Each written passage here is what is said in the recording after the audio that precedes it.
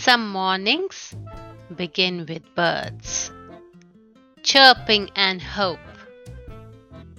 This one, it began with destiny clearing its throat and saying, "Surprise!" Chapter 2. Congratulations! You're a donkey. The next morning, the boy woke up early. So early that the sun had finished rising, crossed its arms, and was now staring at him like an examiner reviewing a very wrong answer. And he tried to stretch. But surprisingly, his arms didn't stretch. They simply refused to exist. Instead, his forelegs responded enthusiastically, kicking the air like they had just been promoted to. His tail wagged happily, far too happy, like it had received an official appointment letter, clearly thrilled about a promotion his brain had not yet agreed to. Confused but determined, he opened his mouth to complain, "This is not funny." But what came out was, "Hee-haw!" He froze, looked around, and then tries again louder. "Hee-haw!" A rooster nearby tilted its head, deeply offended. "Why am I the loudest one now?" he wondered.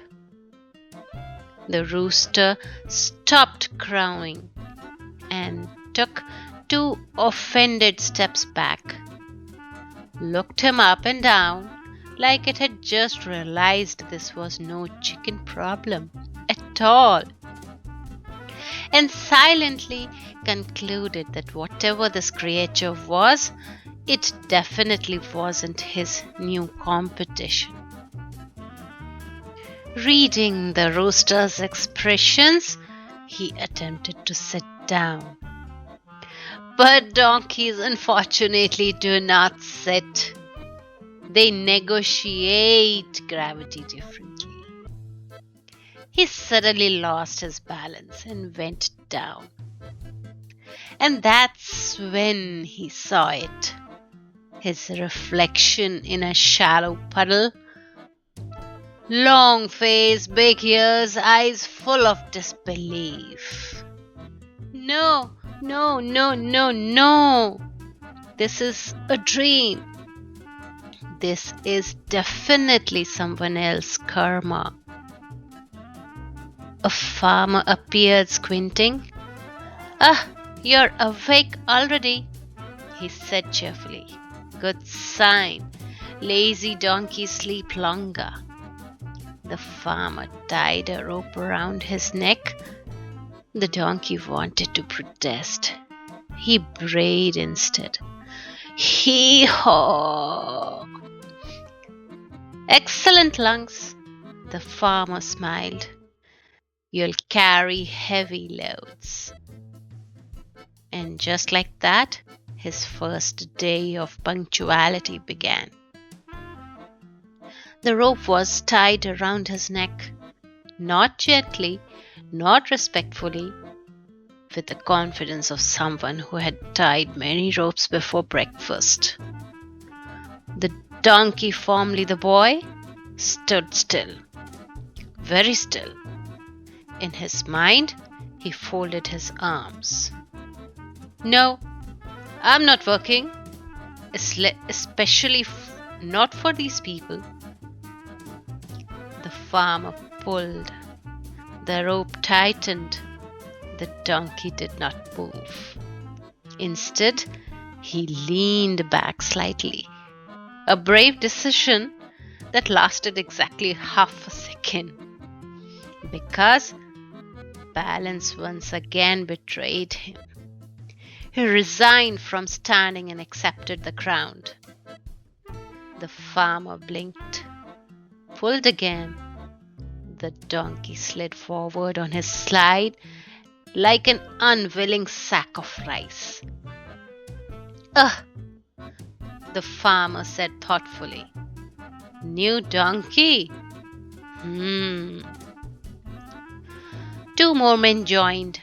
One pulled the rope, one pushed from behind, one shouted instructions that helped nobody.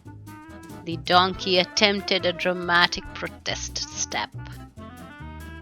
Legs disagreed with each other. One went forward, another went sideways. The rest panicked. He fell. Again. Stubborn donkey, someone declared. Stubborn? I'm emotionally protesting, he thought. And as he lifted up his head, what he saw was even more surprising. The boys, their laughter, all seemed familiar. And finally he was able to recognize them as the same faces that pointed at him and made fun of him earlier, saying, "Here comes the donkey." And now they were standing in front of him. "Oh no, it isn't possible. Get them away from this place," he muttered to himself. But the boys, they were enjoying and laughing at the present situation. Looking at the donkey, one of them said mockingly, "This donkey looks clever." Another laughed, "Yes, but still a donkey." He wanted to scream, "It's me! I see you have aged, improved, and learned absolutely nothing." Instead, his mouth betrayed him again. "Hee-haw!" They laughed harder. Sacks were loaded onto his back. 1, 2, 3. His knees shook. His tail, however, had other plans. It began wagging, happily, confidently, like it had just been promoted. "Stop that," he thought angrily. "This is not a good news." But the tail disagreed. As he took his first forced step forward, dragging load, rope, and pride together, he realized something cruel and funny at the same time. As a boy, he refused to work and was called a donkey. But as a donkey, he worked, and they seemed pleased. The village moved on. The donkey followed, and somewhere between the rope burns and the laughter, the lesson began. Slowly, stubbornly, and right on the time. Be honest. Tell me, who should watch the story? Late risers, stubborn people, or all of us? Tag them below. And yes, if you don't want to miss the next chapter, hit subscribe before the donkey learns to run. Thank you.